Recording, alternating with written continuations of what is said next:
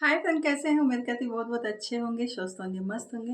और सबसे पहले जितना भाई लोग बहन लोग देख रही हैं सभी लोग को कोटि कोटि नमन करती हूँ तहे दिल से। और जितना नया लोग हैं, अगर फॉलो नहीं किए हैं फेसबुक में, फॉलो कर ले, लाइक करें, सब्सक्राइब करें, शेयर करें यूट्यूब में, फेसबुक में भी। और ज़्यादा से ज़्यादा हमारा सपोर्ट करें, वीडियो को ज़्यादा से ज़्यादा शेयर करें। तो मैं एक प्यारा सा छोटा सा गीत लाई हूँ।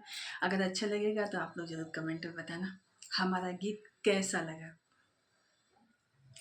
सीकहर मछरिया बा बिलरिया का करी हो, बिलरिया का करी।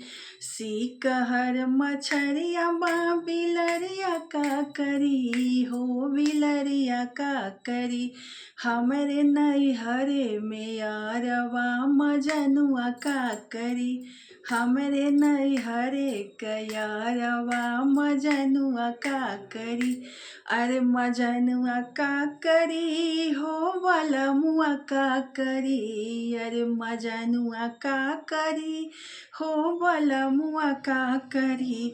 हमरे नैहरे में यारवा बलमुआ का करी।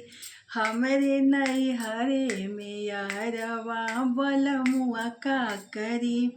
का करी थानवा यार, का करी पुलिसवा यार, दरोगवा का करी। अरे दरोगवा का करी।